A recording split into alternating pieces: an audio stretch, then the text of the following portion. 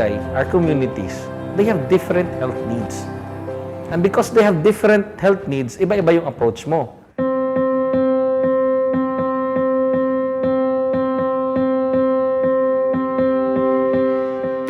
Si healthy yung magko-complement kung paano maging malusog yung mga pamayanan pagdating ng climate change. Your local health system has to really be climate adaptive. It has to be because the changing climate will have new health challenges. And every new health challenges would require a new system, a new solution to resolve it. So it's evolving. Pag sabihin natin climate smart, hindi siya madadaan kung gaano kayaman ng munisipyo, kundi ito ay madadaan kung paano ba maka-cope up si community sa mga impact ni climate change. We thought initially it's all about infrastructures and systems. What we realized, it all boils down to basic values. How do we now translate values to become part of your systems and structures? Mas better na mag-expend tayo ng millions of money for preparation, not for the response. All of our multi-purpose centers can withstand up to typhoon signal number 4. To protect landslide, isisimento mo talaga yung road. So, it becomes access to health. But it's a climate mitigation as well. Ang food security, kahit walang dumating na mga goods galing sa ibang probinsya, kaya naming mabuhay. We're also building one of the first climate field schools for farmers and fisher folks. Is to capacitate the farmer and the fisherman how to do it right if your climate is like this. Your communities, they know more than you do. Then your role becomes a facilitator. Allow them to develop a system that allows adaptation, innovation all the time. Kasi nagbabago yung sakit, depende sa klima mo. Yung indigenous at science, pagsabayin mo doon, andun yung masasabi mong innovation. How do you make the right decisions? Babalik at babalik ka sa science. Kaya, yun din isang ina-advocate namin, science-based governance. We now have data to make better and more informed decisions of how to change and adapt to reach our targets, our vision. The problem is, it changes all the time. We live in a world of uncertainty na eh. The only certain is that you have the capacity to address the uncertainty. The local government's at the forefront of climate change. The national government is so far away. If the drought happens next season, they simply go to the local government. That's the structure of, our society. Pag healthy yung environment mo, natural na healthy din yung mga tao. Pag ang mangrove management mo ay maayos, pag merong bagyo, merong storm source, yung mga tao ay maayos sila. Their climate adaptability, which started from us understanding yung vulnerabilities namin, to preparing survival, to now having quality of life. Just preparing for the future. Climate change was never a threat to us. Kaysa katakutan mo siya, may iwan na siyang kakampi. That's why it's an opportunity to do something better.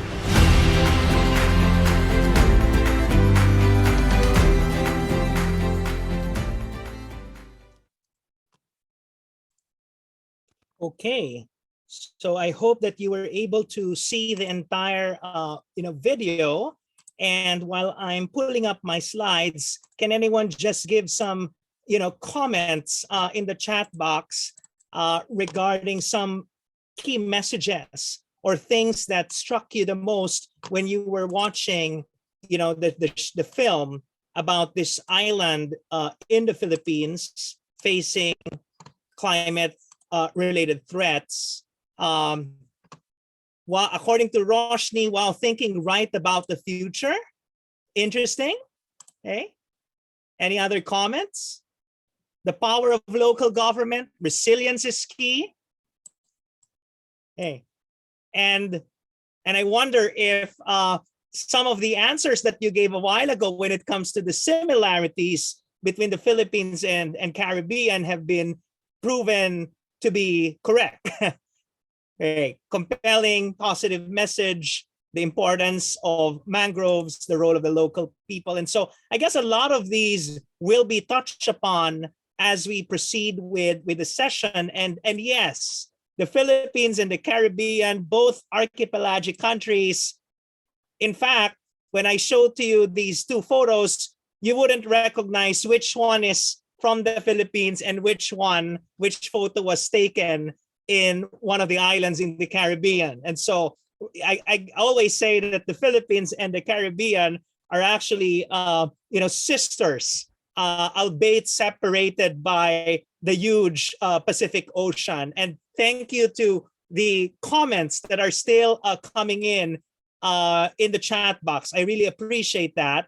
Someone said a while ago, Spanish colonialism. And if you come to the Philippines, you will probably be surprised to see, oh, it looks like, one of the capital cities of, Caribbean countries, with all these churches and street names in Espanol, and my name, is even Hispanic as well. And so there's so much commonality between the two parts of the world in terms of culture and religion and even politics, perhaps. And unfortunately, both parts of the world are also at the heart of the climate crisis. In the Philippines, we experience numerous typhoons each year. I believe in the Caribbean, you call them hurricanes. And so, these are some of the commonalities between the two regions. And, someone told me that the gray box is showing up. That's the limitation of Zoom. I need to also see your comments, but now I'll stop reading them. So these are photos from typhoons, disasters that struck the Philippines and the Caribbean. Know if one photo is from the Philippines, one is from the Caribbean, because of our shared experiences. And so the Philippines, over the past several decades, have really learned a lot in terms of, enhancing its ability to respond to climate-related extreme weather events, such as these typhoons that emanate from the Pacific Ocean. But we also know that when typhoons do strike in the islands in the Philippines, many different aspects of our society are affected or disrupted. As you can see, infrastructure, energy systems, agricultural systems, food, water, even healthcare systems, hospitals being destroyed as well. And over the past 2 years, during this pandemic, we in the Philippines have seen and experienced firsthand the confluence between the COVID crisis and the climate crisis. And perhaps this is something that our friends from the Caribbean have also experienced, given the vulnerability of the region to extreme weather events such as cyclones or hurricanes. And so there's so much that the two regions of the world can learn from each other in terms of responding to multiple threats that are happening at the same time, whether they are infectious disease pandemics or environmental disasters driven by climate change and many other forms of threats. But also, apart from the disasters, the Philippines is experiencing the fastest rate of sea level rise in the world. As you can see here, 5 times that of the global average. And so a lot of the coastal communities, small islands, low-lying islands in our archipelago are already experiencing extreme inundation, coastal flooding. They see their houses being, quote unquote, swallowed by the ocean. That's how the people along the coastlines would describe the situation. And so apart from the extreme events that are abrupt and catastrophic, countries like the Philippines are also grappling with the slow onset effects of climate change, such as sea level rise. This is the map of the Southeast Asian region. As you can see, very similar in geography with the Caribbean, a lot of islands, archipelagos. In this map, the reddest, the redder the country, the more vulnerable the country is to climate change. And unfortunately, the Philippines is the reddest of them all. It just speaks to the heightened vulnerability of the country to climate change. And I found a similar map of the Caribbean region. As you can see, there are countries that are more vulnerable than the others, but overall, the entire region is also a climate hotspot. And so Southeast Asia and the Caribbean, certainly, as I've said a while ago, can learn a lot from each other in terms of preparing to respond to a climate unstable future. And so right now, of course, we probably are still very concerned and afraid of future waves of COVID, perhaps Omicron-like surges that may happen in the coming weeks and months. But we should also start being more concerned and afraid and bothered about climate change and biodiversity collapse and all the planetary health challenges that will be happening, that we are anticipating to happen and to bring about a lot of health impacts to our populations. I will not belabor you with the details of this diagram because I believe you've had a lot of sessions already on the impacts of climate change on human health. But I just want to remind you by showing this diagram that there are multiple pathways that link climate change to human health, and the impacts are mediated or modulated by many different factors in the environment, in the social structures, in the social systems, in the public health infrastructure capacity of the country. All of these complicate the pathway between climate change, or that links climate change with human health. There's another diagram from the Lancet, and as you can see, there's no single disease group that is immune to climate change. Name it, and climate change is going to influence, affect, or drive it,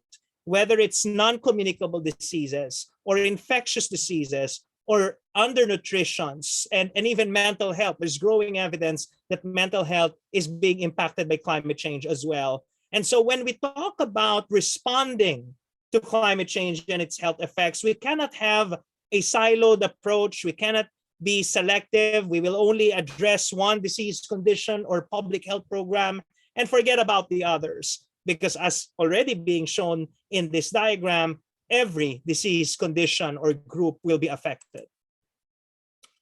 And what we learned during this pandemic is that our health systems are not ready for any kind of shock or stress. They're not ready for pandemics, and certainly they're also not ready for climate change. And that's why we are having this session. How can we make sure we build health systems that bend but do not break when these threats do happen? And so now I will ask you another open-ended question. How does climate change impact health systems? So a while ago, we talked about the impacts of climate change on human health outcomes, the disease conditions. Now I'm asking this question: how does climate change impact health systems?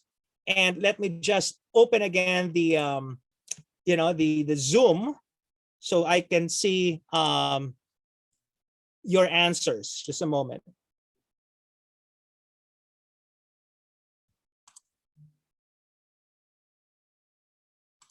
Okay, and bear with me if you're seeing another box. Okay,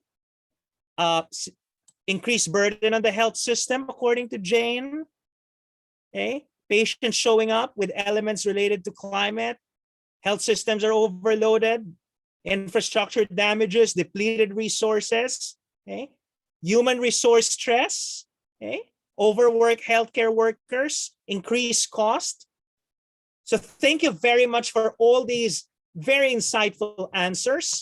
And probably you're wondering, oh, these answers could have also been given if my question was, how does COVID-19 or how did COVID-19 impact health systems? So as you're probably already noticing, there are so many parallels between what we experienced during the COVID crisis and what we might, or we will, or we are already experiencing, in the era of the climate emergency. So there's so many lessons that we can learn from our COVID experience. In fact, some people have said that COVID-19 is a dress rehearsal for the climate era. And so the question now is, are we going to commit the same mistakes that we made during the pandemic and not learn the lessons in order to enhance our ability to respond to the climate emergency? So I will just share with you some slides showing the impact of climate change on health systems. I think some of you, or hopefully many of you, are familiar with the Universal Health Coverage Cube developed by the World Health Organization. And basically it talks about 3 dimensions here of universal health coverage: population, who is covered; services, which services are covered; and the costs that are borne by people when they access healthcare. And of course, our goal is to increase population coverage, to increase the menu of services provided, and to reduce the costs that are borne by people, and perhaps increase the share of taxation or insurance systems. And in a report that we published in 2020, we came up with this UHC cube that is affected by the climate crisis. When climate change happens and disrupts healthcare systems, population coverage is decreasing, or on the other hand, more people demand for healthcare but are perhaps uninsured. Less services will be provided. For example, a while ago, some of you were saying healthcare infrastructure can be destroyed. Health workers can also be impacted. And then, of course, when climate change hits, these disasters, but also the slow onset effects, and they continue to generate health impacts, that means more cost on the health system, more expenditure. And we know how resource scarce our health systems are today, especially after the surge phase of the pandemic. So the UHC cube is going to be compressed if climate change will not be averted. And unfortunately, as I mentioned a while ago, health systems around the world are still hugely unprepared for the climate crisis. Only 50% have national health and climate change plans. Slightly over 50% have implemented them. Less than 50% of the world's countries have conducted a rigorous health vulnerability and adaptation assessment. And only 70% of the nationally determined contributions of nations included health considerations, public health considerations, mostly from an adaptation perspective. And so I guess one question that I have to our audience, to our participants from the Caribbean region, is to check on your countries on whether they do have a national climate change and health plan, if they have done, or your country has done, a vulnerability and adaptation and assessment, and if your country has included health in the NDC. And also in terms of financing these efforts, there's a huge gap around the world or globally. It says here financing has increased in recent years, but not for adaptation, and only 70 billion out of the 70 billion has been provided. It's rising up to 280 to 500 billion, but a very little portion of these funds is going to health systems. And then, of course, we know how COVID-19 further strained public and private budgets. And when it comes to projects funded by the UNFCCC, the United Nations Framework Convention on Climate Change, out of the 203 projects that were funded since 2015, zero was actually focusing on health. Zero of the projects, none of the projects focus on health systems. So there's really a huge gap in funding health system strengthening in order to enhance our ability to address climate change.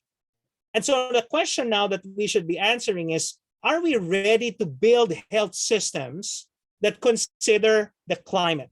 Okay. And of course, when we talk about building health systems that are prepared and responsive to the climate crisis, the term that we often hear is the word resilience. And so now I want to ask again the people in the room or Zoom, when you hear the word resilience, what word or phrase or image first comes to mind? And I will open again my chat box so I can see your answers. Let's see. When you hear the word resilience, what is the first thing that comes? Mental health, funds, bouncing back, that's good. Future-proofed, strong and coping, adaptation, flexible, bouncing back better than ever. Later, I have a slide showing that. Okay. Coping, excellent. Thank you everyone for your participation. So what is resilience? The IPCC, the Intergovernmental Panel on Climate Change of the United Nations, defined resilience as the capacity of social, economic, and environmental systems to cope. So a lot of you actually mentioned the word cope with a hazardous event or trend or disturbance, responding or reorganizing in ways that maintain their essential function, identity, and structure, while also maintaining the capacity for adaptation, learning, and transformation.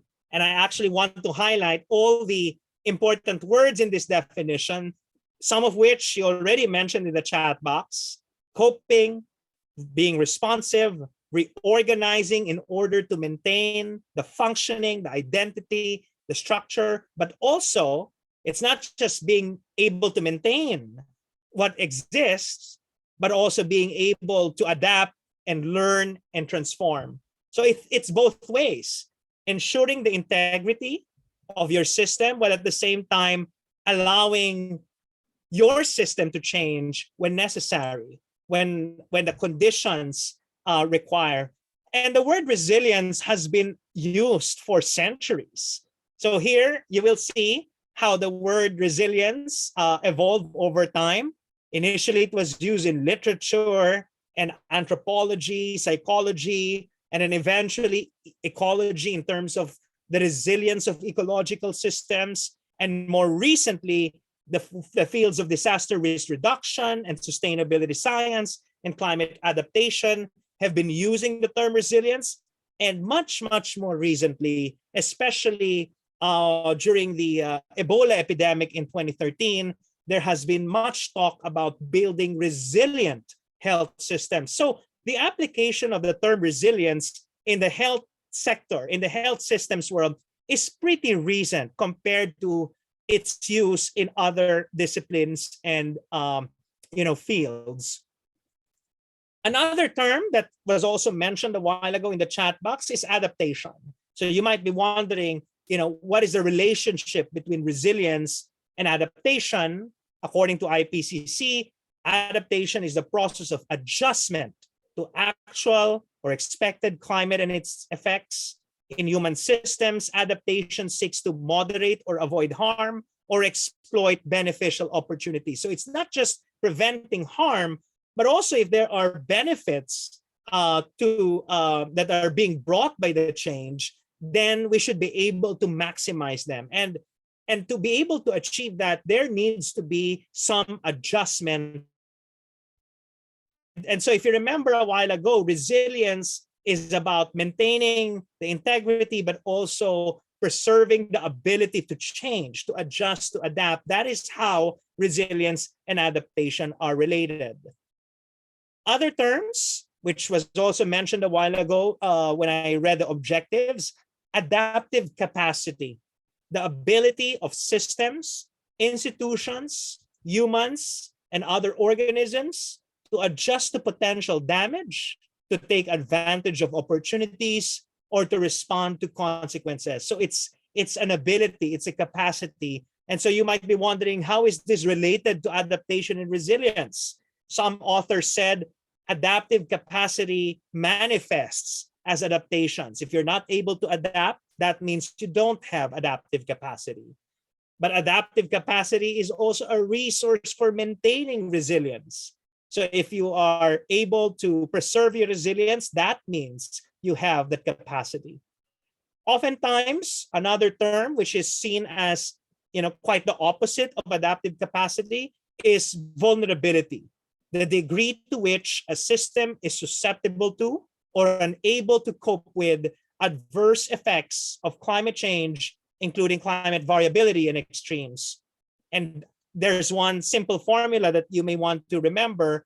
Vulnerability is really a function of exposure to the hazard, the sensitivity or your sensitivity to the hazard, and your adaptive capacity to be protected from the hazard. And so you want to reduce your vulnerability by enhancing or increasing your adaptive capacity. That's how they are related. And adaptive capacity, there are some authors that view it as a spectrum, okay? And these are the three types of capacities that systems should develop and cultivate. Absorptive capacity is shown here as the lowest form of capacity, when you're able to actually absorb the shock, and you're able to persist, as already mentioned here. Adaptive capacity is the capacity that allows you to adjust. And this framework also goes beyond adaptive capacity. They even suggested this term transformative capacity, which refers to the ability to actually not just do incremental adjustments, but to actually make huge transformations in order to, survive the changing environment. And in terms of adaptive capacity, especially at the local level, some of you might be public health professionals working or operating at the local level. These are some of the characteristics of adaptive capacity. You need to have some assets, financial, material. You need to have strong institutions. You need to have knowledge, information, the spirit of innovation, so you can come up with new ways of solving problems, and also flexibility and forward thinking in decision making and governance. A while ago, someone mentioned in the chat box that one thing that you saw in the video of Del Carmen is that they're very forward thinking, very forward looking. And when we say we need to build resilience and adaptation, especially for health, in the context of a changing climate, it doesn't happen only at one level. Here you will see that there are many spaces in which health resilience and adaptation could happen. At the level of the individual and the household, at the level of the community, at the level of the health facility or the organization or the larger health system, but also the whole society, and even at the interface of society and natural ecosystems, the social ecological interface. So since I mentioned that resilience happens in many spaces, let's focus on one of these spaces, and that is the health system. So what is a resilient health system? It is defined here by Margaret Crook as the capacity of health actors, institutions, and populations to prepare for and effectively respond to crisis, maintain core functions when a crisis hits, and informed by lessons learned during the crisis, reorganize if conditions require. So if you notice, the definition of resilience a while ago was just applied to health systems. Now we're talking about the capacity of health institutions and populations. And as I mentioned to you already a while ago, resilience thinking in health systems is pretty recent. You know, it started when people were talking about resilient health systems in the context of the Ebola crisis or the refugee crisis or natural disasters. And of course, much more recently, the resilience of health systems to COVID-19, to the COVID-19 pandemic. And according to this, another publication, health systems that are resilient have these characteristics. They're integrated, so everything is well coordinated, adaptive. And a while ago, we already discussed the definition of adaptation and adaptive capacity. They're self-regulating. Okay? They are diverse, so there are multiple actors to ensure that if one part breaks down, there are other parts of the system that can respond and step up. And also aware. Resilient health systems are very aware of what's happening in the population, in the environment. And so information systems are key to aware health systems or to health systems that are aware. So these are the 5 characteristics of resilient health systems. And then now let's add the word climate to the phrase resilient health systems. According to the WHO, a climate resilient health system is one that is capable to anticipate, respond to, cope with, recover from, and adapt to climate-related shocks and stresses so as to bring sustained improvements in population health despite an unstable climate. So as you can see here, it's really also about ensuring that the mission of the health system, which is to improve the population's health, is guaranteed even in the face of an unstable climate. And to achieve that, you need resilience. This is a framework that was published also by the WHO to describe how resilience happens. And as you can see here, you know, the health system is exposed to a shock or to chronic stress.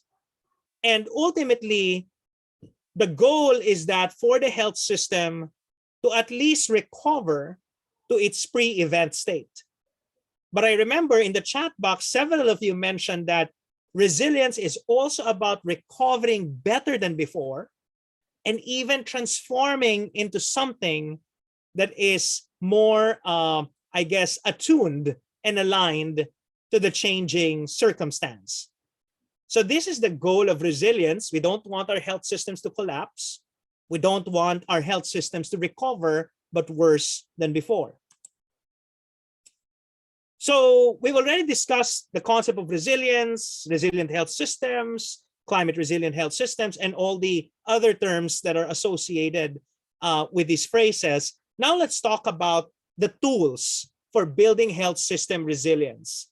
And there are several tools that have been developed by the WHO and other organizations. And I will do a rundown of these tools. Hopefully you may find some of them useful in your work. But before that, let me ask another open-ended question. Name a building block of the health system. You might be familiar with the health system building blocks framework of the WHO. It will be great to see if some of you remember any of those blocks.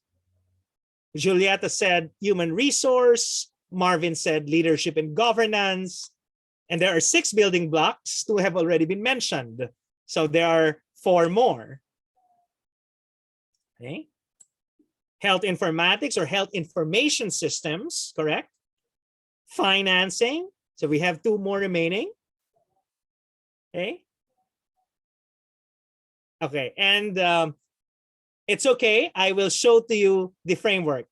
Okay, medical products, thanks are and now access to medicines and health services also showed up. Let me show to you the slide. So this is the framework published by the WHO, the operational framework for building climate resilient health systems. What the WHO did is they used the 6 building blocks framework as the foundation of this framework, and they came up with 10 climate resilient features of the health system that correspond to those building blocks. So for some building blocks, there are more than one climate resilient features, but for the rest, there's a one-to-one correspondence. So I will not go into the details, and I invite you to take a look at this operational framework. You will see what are the things that we should be considering for in each building block to make the health system more climate resilient. But let me just give you some examples. When we talk about service delivery, we want to make sure, and this has already been mentioned a while ago in the chat box, we want to make sure that our health services are not disrupted by these climate-related catastrophes. Whether it's primary care or secondary care or tertiary care services, health promotion cannot be also stopped. In fact, they're much more needed in times of calamity. Another building block is the health workforce. Do we have enough of them, an adequate supply of nurses and doctors and other health professionals, but also emergency responders? Are they trained about climate change and its health effects and what the health sector can do, should be doing? I guess that's why we're having this climate responder course, because we want our health workforce to be well equipped, well educated about climate change and the role of the health sector. And then another building block, which was also mentioned a while ago, is health information systems. How can we use the information systems that we have in order to, let's say, predict the next epidemic, the next dengue epidemic that is driven by climate change and extreme weather?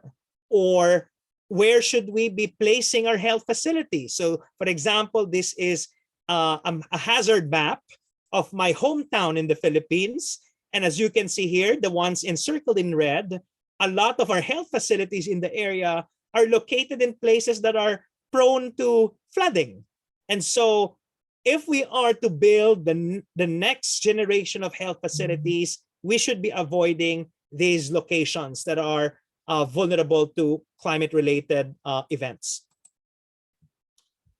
And I also want to invite you to check this document from the World Bank and others. This was specifically developed for the Caribbean, and it talks about how we can build resilient health systems that are resistant not just to the climate shock, but to any kind of shock. And so as you can see here, it also used the 6 building blocks framework. It listed down the impacts of shocks to these health system building blocks, which many of you already described a while ago in the chat box.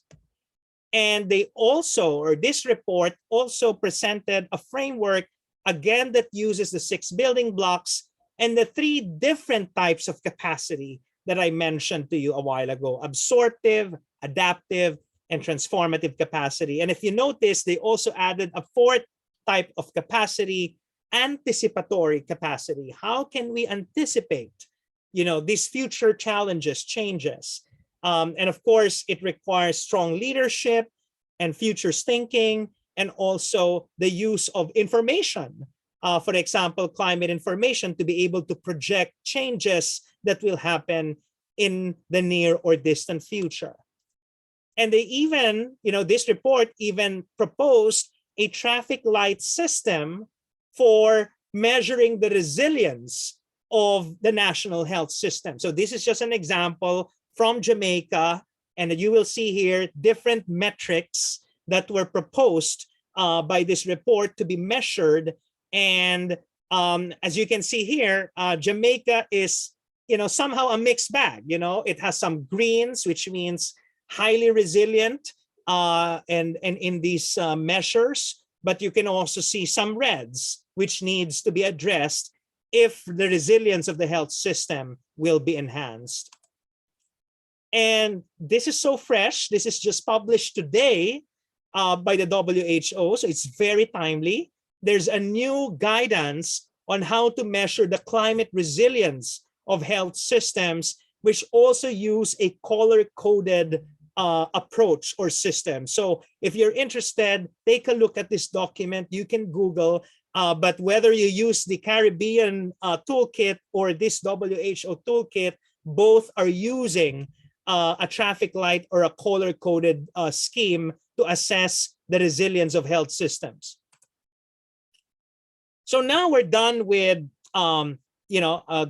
tools in order to assess the overall resilience of the health system.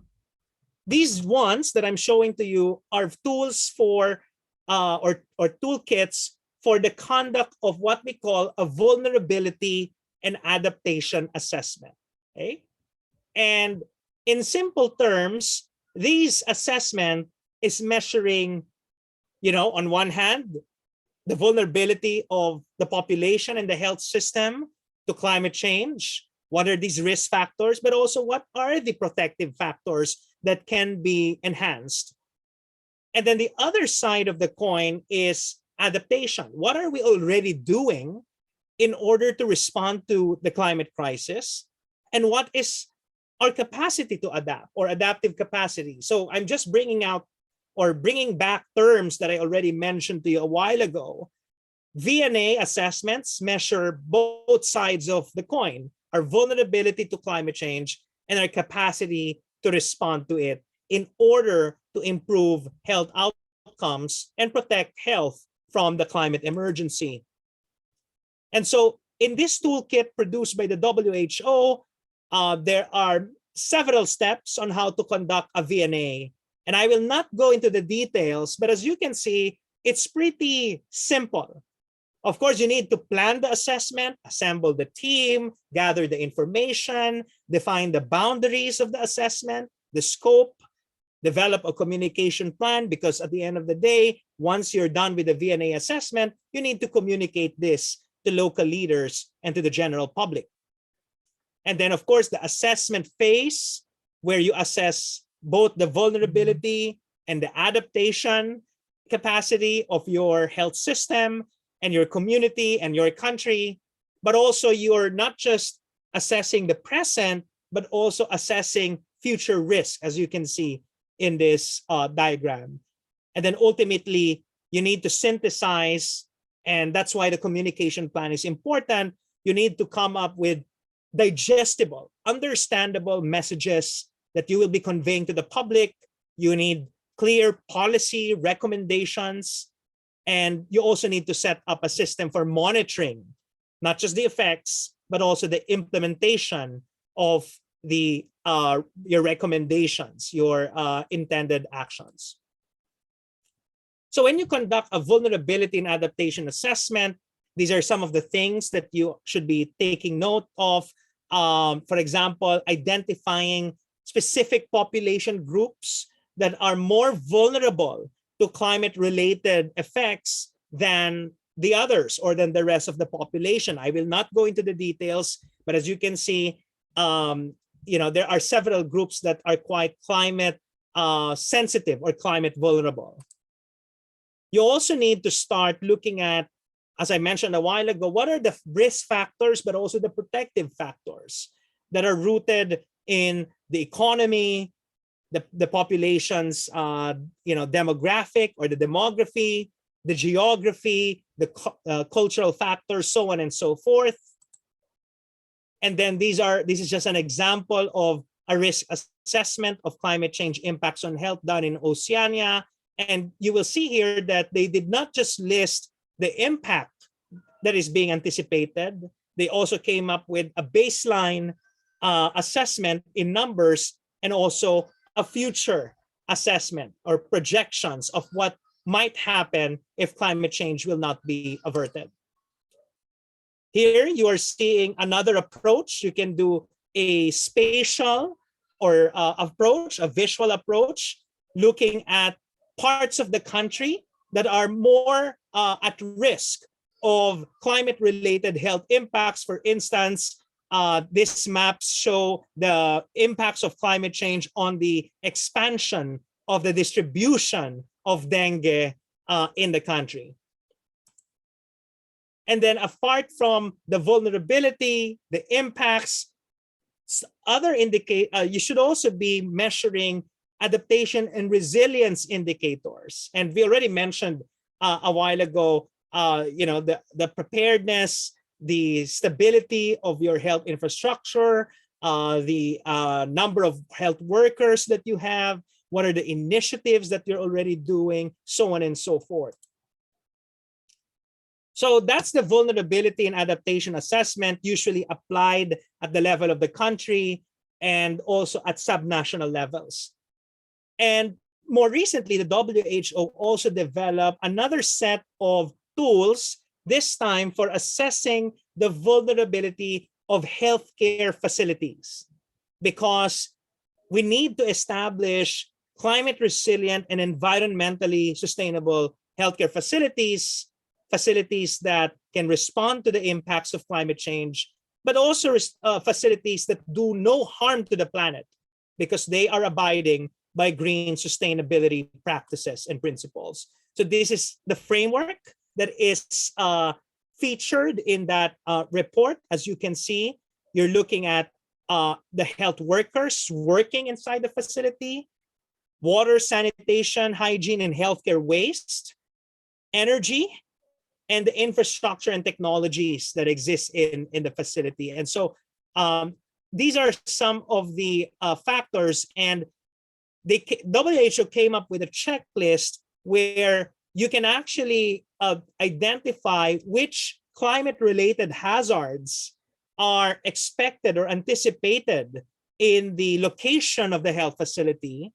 And then you start assessing, the 4 elements that I mentioned to you a while ago. If there is an adequate amount of, health workers, or do backup energy systems or services exist? For instance, in the case of electricity blackouts after a typhoon. So I invite you to check on these documents, and you will see these checklists as well as detailed instructions on how to use them. And this is a much more detailed checklist for each facility, covering all the dimensions that I described to you a while ago. I'll not go into the details, but I'm showing to you how it looks like. And I also mentioned a while ago the climate and health stress test, another tool that is proposed to be to be performed or to be used by health systems. And this is really an expansion of the vulnerability and adaptation assessment that I presented to you a while ago. And how is it why is it an expansion, or how is it an expansion? As you can see here, the extended time frame associated with climate change necessitates a broader scope for risk assessment. Oftentimes, the VNA assessment only focuses on shorter time frames. Usually, it's the present plus several years, but not necessarily, perhaps, for instance, in decadal terms, 10 years or 20 years, and so on and so forth. And so a stress test focuses on both acute and chronic climate-related events and conditions, including those far outside the range of historic experience. So I invite you again to check on this document from the World Bank and WHO. There's also a publication that discussed how a climate and health stress test can be done, including the indicators that you can use. And many of the indicators are actually already being used in the VNA assessment. So I will not further elaborate.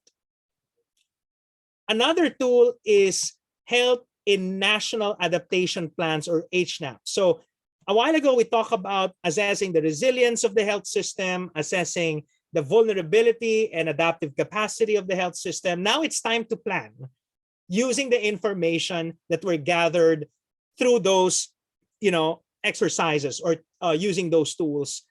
And your country, each country has a national adaptation plan. And our mission or goal is to make sure that health is a critical part of it.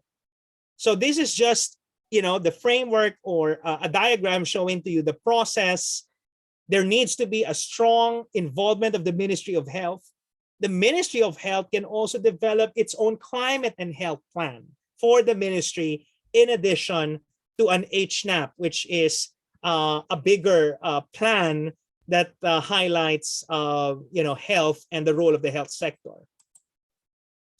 Another tool that is being used in the United States is the BRACE framework. It's an acronym for Building Resilience Against Climate Effects. And as you can see, there are 5 steps. I'll not go into the details. Very similar to the multiple steps of the VNA assessment that I described to you a while ago. And I think the formula is pretty simple. You need to understand the situation, both the present and future situation. You need to identify areas for action, vulnerable populations, disease conditions that are susceptible to climate change that is present in your country or geography. And then what are the actions that need to be done? The public health interventions. What are the assets that currently exist? What needs to be procured or established or built? And then you turn it into a plan. And in the Philippines, at the local level, there is what we call the Local Climate Change Action Plan. So every municipality has to develop this plan, and health is a part of it, as well as other sectors as well. So maybe later on during the discussion, I would like to hear if your countries in the Caribbean are also practicing the development of local plans in addition to the national plan. So I'm now moving towards the last part of my presentation. I am looking forward to our discussion. We already discussed what we can do at the level of the health system. But I reminded you a while ago that resilience happens in many different spaces, at the level of the individual, at the level of the household, and even in the broader community. And so we should not forget that in building our health resilience to climate change, we should not forget these other spaces. And we can't just focus on the traditional health system and its building blocks. Of course, resilience building is not easy, as being shown to us by the COVID pandemic, and will continue to be shown to us moving forward in this era of the climate emergency, because there are tensions that health systems do experience. On one hand, there are present needs that need to be addressed. But on the other hand, we need to start preparing for uncertain future needs. On one hand, we need to enhance existing capabilities and activities. Remember, we need, part of the VNA assessment, we need to know what exists. But also we need to start being open to introducing innovations, new strategies, things that have never existed before.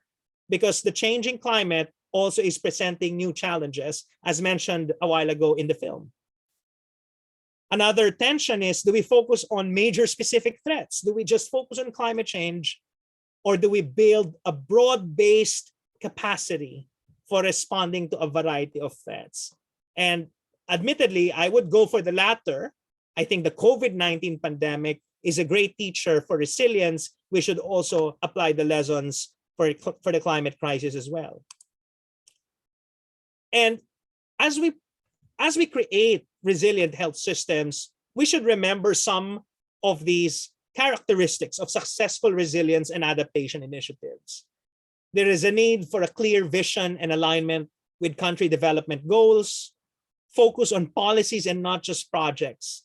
Oftentimes we tend to, create projects, and these projects don't get scaled up and get institutionalized because there's a lack of policy legislation to support, to back them.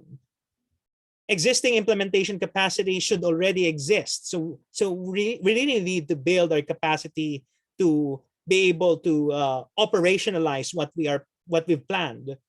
I already mentioned about institutionalization. There's a need for multi-sectoral collaboration, and good adaptation projects also are mitigation projects. They also help lower the carbon footprint of the health system and of society. And I know that there is a separate session on how we can decarbonize the healthcare system. So hopefully when you begin implementing health system projects, make sure that they're not just resilient and adaptive, but they're also low carbon and sustainable as well. I think we have the international policy landscape for resilience. We always forget that there are so many different declarations and agendas that have already been created for the past decade that supports this agenda around building climate resilient local health systems. We have the Sendai Framework for Disaster Risk Reduction, the UHC Political Declaration, of course, the Sustainable Development Goals, the Paris Agreement, but also the more recent Glasgow Pact, the Astana Declaration on Primary Healthcare, and the Global Health Security Agenda. All of these are important levers for realizing climate resilient health systems worldwide. There's so much synergy between disaster risk reduction and climate adaptation and resilience. So we should learn from the disaster field. How can we ensure that our health systems are the last system standing when disasters strike? But also, how can we use the health system to, adapt and change in accordance or in alignment with what's happening in the global climate and its impacts on human health. So there's so much convergence between the two. And also, when it comes to universal healthcare and climate action, a while ago I showed to you the UHC cube shrinking because of climate impacts, but actually implementing UHC is a climate adaptation measure, in my opinion, and acting on the climate will also be good for UHC because that means less burden on the health, less disease burden on the health system. And the two are important, actions that go hand in hand in order to achieve the improvement of health and health equity in our countries and around the world. And there are several initiatives of the WHO that have been launched recently. Of course, we have the SIDS initiative, the Small Island Developing States initiative, which the Caribbean is a part of, and also a more recent coalition that it also started, revolving around the idea of building climate resilient health systems. But I mentioned to you a while ago that we have to also incorporate sustainability. And so another framework that you may want to consider is this climate smart healthcare framework that was introduced by the World Bank. As you can see, climate smart healthcare is the convergence between sustainability and resilience, between climate mitigation and climate adaptation, between being green and being resilient and adaptive. And recently, in COP26 in Glasgow, more than 50 countries made a commitment to establish, build climate resilient and low carbon health systems in the coming years. And so my question to our friends in the audience did your country sign up for this commitment, this pledge to build climate smart health systems, national health systems, health systems that bend without breaking, climate health systems that are also not accomplice to the climate crime. Finally, I think the health systems in the era of planetary health, again, I'm just reiterating the messages that I've said, need to be universal, leaving no one behind, need to be of high value. When you leave the healthcare system, you're not just healthier, you're also happier. But the health system should also be pandemic resilient or resistant. And finally, these health systems should also be climate smart. Again, resilient, adaptive, but also low carbon, so we're not contributing to the climate crisis. So yeah, that's it. It was a long lecture. I hope that you find it insightful, informative, and inspiring, and I look forward to our discussion. Thank you. Thank you, Renzo, for that really fascinating and fantastic presentation. I think we definitely all learned a lot from it. So now we're going to start the question and answer portion of this evening. So we do have a few questions for you, and then we can always see what else comes out of the discussion. So the first few questions are actually from Karanik DCS, and the questions are actually related to mental health, and I know you've done a little bit of work in that area. So the first question is, does the idea of adaptability and resilience make patients who have mental health conditions at risk because they tend to have lower levels of resilience? Sorry, I think my internet got unstable. Can you just repeat the question? Thank you. Sure, no problem. So Karanik is asking, does the idea of adaptability and resilience make patients with mental health conditions at greater risk because they tend to have lower levels of resilience?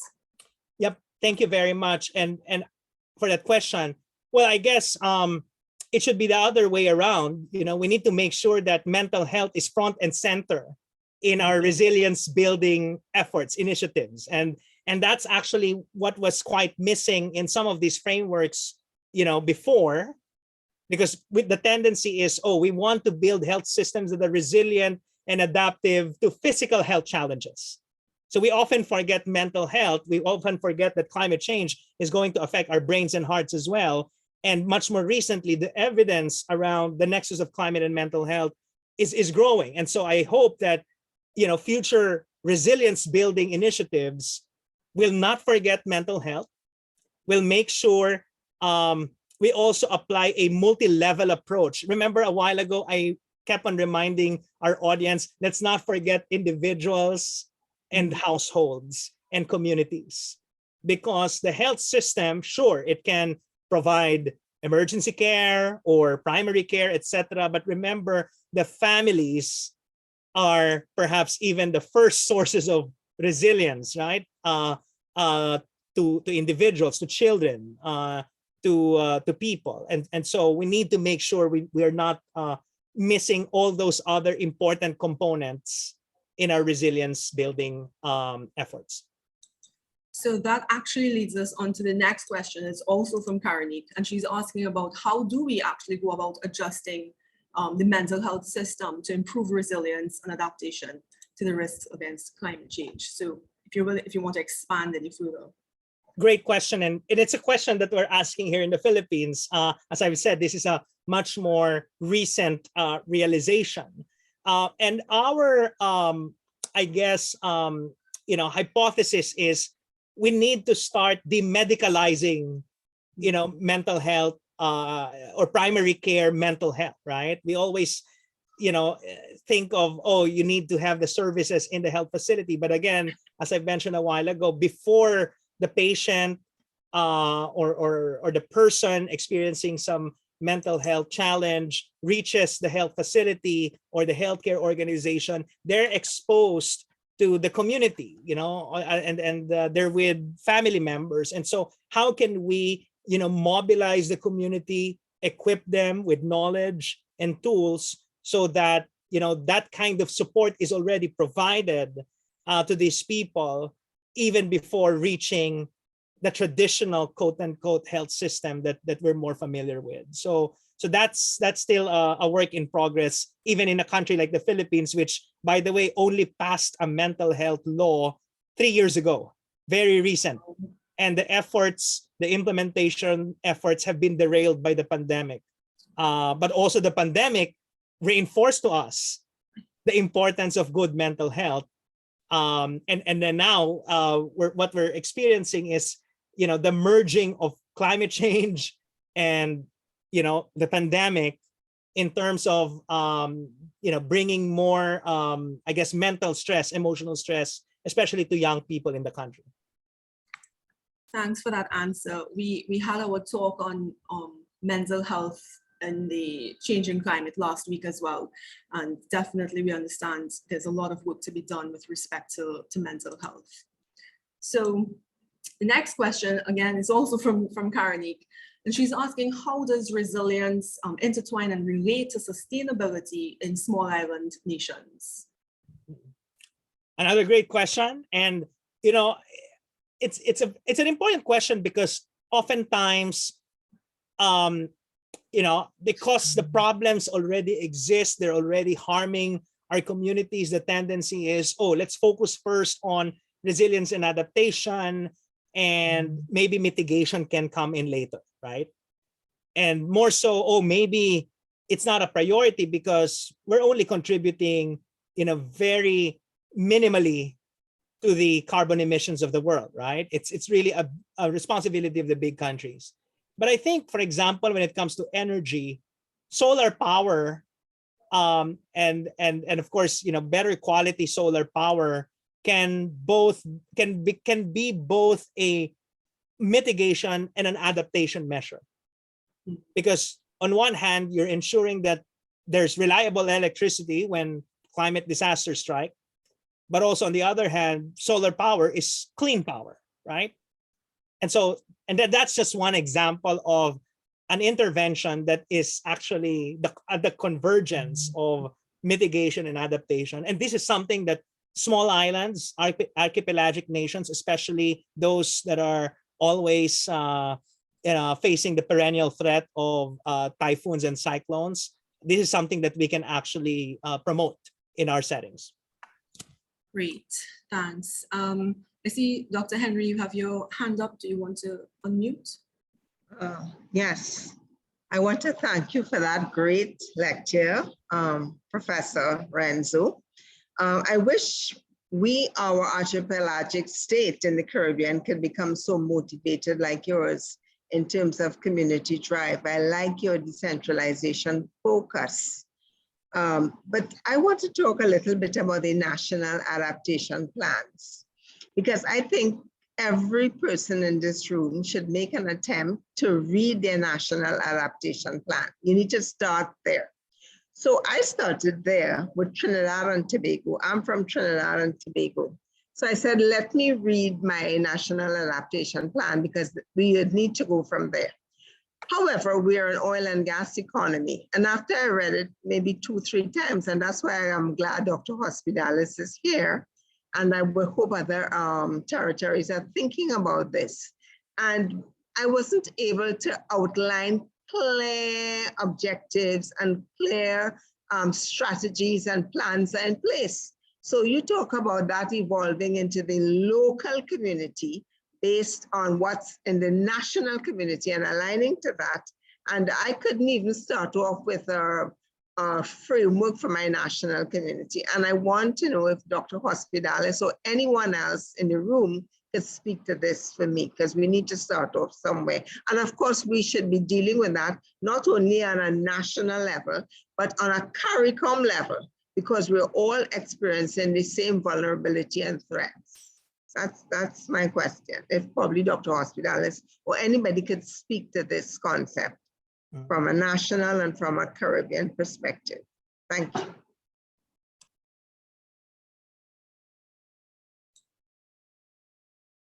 Lauren, shall I comment? Yes, you can go ahead and now comment or now. yeah, Yes, no, fine. Dr. Henry raised a very good point about national adaptation plans, such as in our country, Trinidad and Tobago.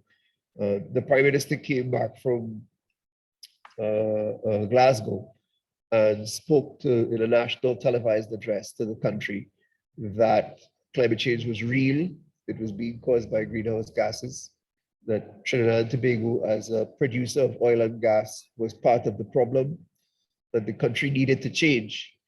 But then there was a discontinuity because there was not a clarity of just how are we going to make this transition.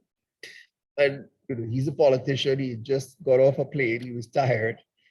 But I think it's a very good question to pose. We are on a path of mutually assured destruction, to quote the Secretary General of the UN, the amount of fossil fuels that are being drilled up right now and about to be burnt. Nevertheless, it's a process of countries waking up to it, making a plan, revising the plan, and then getting it sharper into focus. Trinidad and Tobago has taken some steps, and I'll just share briefly on an effort to improve their health system. and that's building climate resilience into the health system of Trinidad and Tobago, which the government approved. That's a GCF funded project. And it's trying to do three things. It's trying to scope out a more climate smart health surveillance system to join up climate, epidemiological, and environmental data. It's trying to create a more climate educated health workforce through some sensitization training. And it's trying to develop a roadmap for the full build out of the PAHO smart hospital system. Each of those is a significant achievement in strengthening the health system if they're achieved. And I'm part of the project. In the discussions with the CEOs of the health authorities in Trinidad, you can see their excitement around a roadmap for safer and greener hospitals. Because if they get equipped for that, they're in a better position to argue for budget. They're in a better position to have continuity of service when there's a disaster and so on. So among those three deliverables that I just mentioned, that's the one that clearly gets the health services managers excited. I think the country is in that transitional phase. I think the Caribbean as a whole, although they advocated so hard for 1.5 to stay alive in Paris, we have dilemmas. We're tourism-based economies. People spend 2 and 3 tons of carbon going back and forth here, times 50 million travelers a year. So although Trinidad is gas and oil, the other islands are mostly tourism. So how do you make that transition from being so heavily dependent on fossil fuels is the big challenge that our countries face. And of course, the vulnerability is there, as you described so well. Great talk, Renzo. I enjoyed it. I learned quite a bit. And thank you for tuning in from the other side of the world to share, have solidarity with us in the Caribbean. Thank you, Lauren. Great, thanks.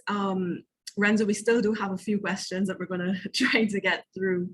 So we have Lennox Seeley asking, with respect to the WHO building blocks, do you think that community is actually sort of a missing block or should be the 7th building block?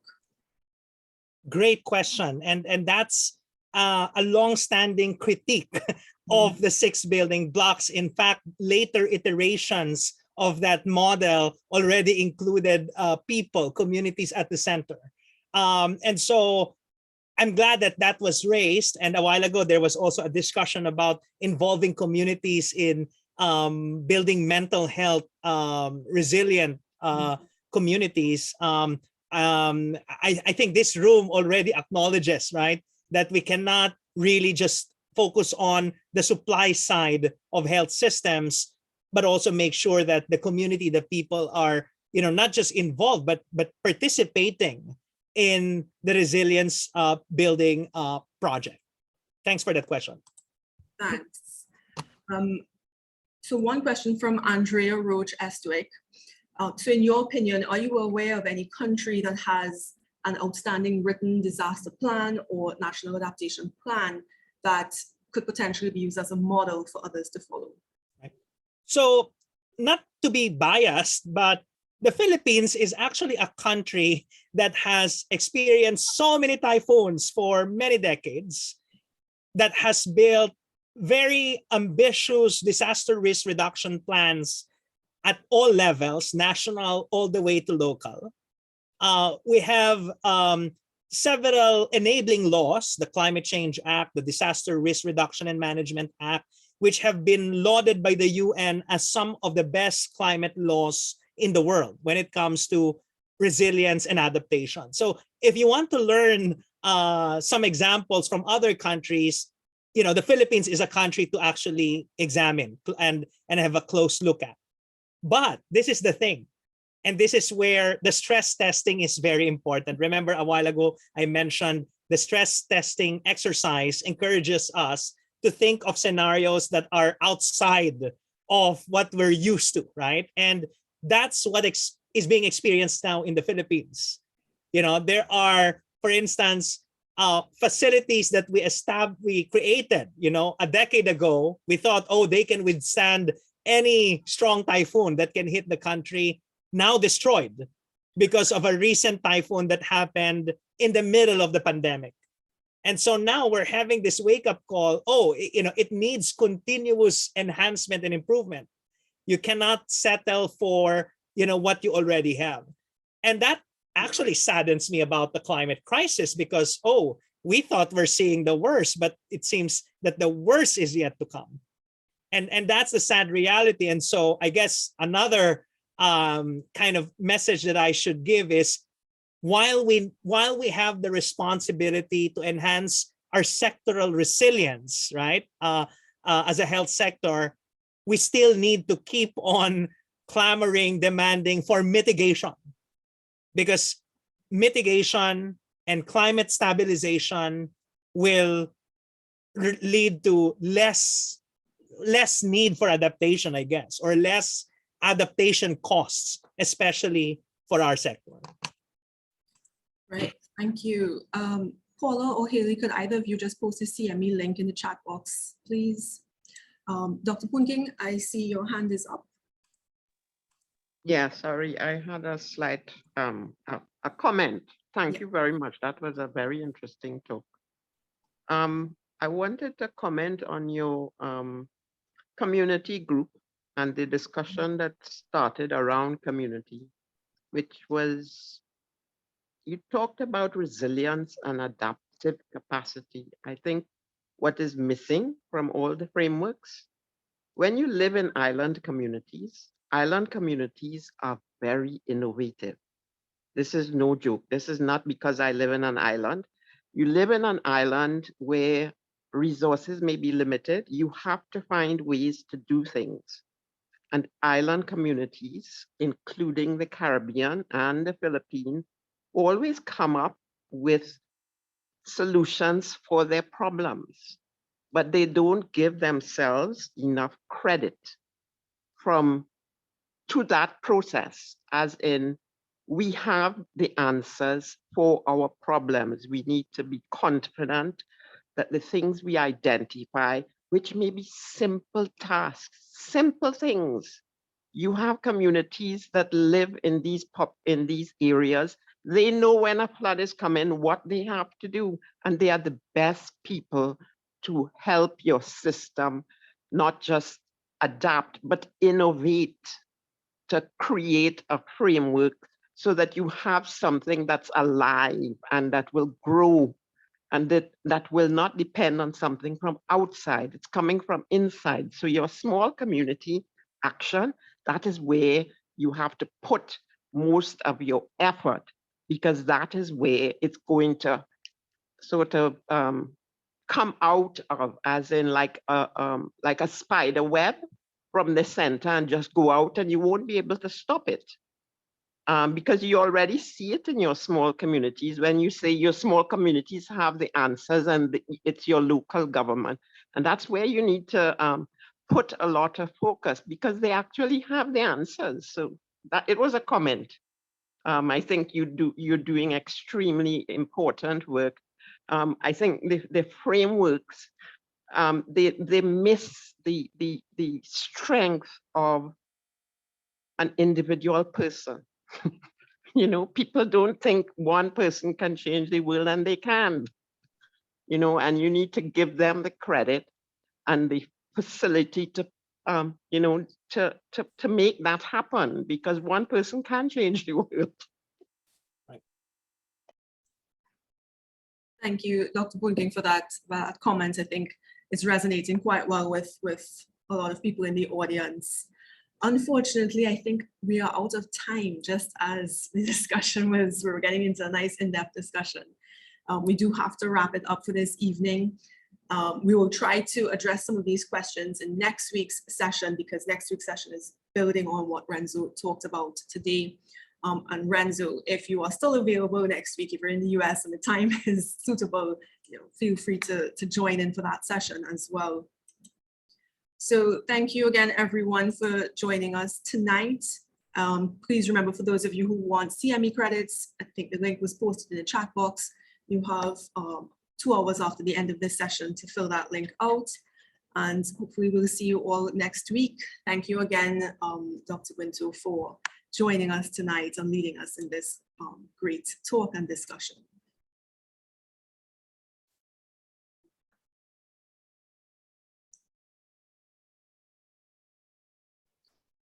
Bye, everyone. Good night. Thank you.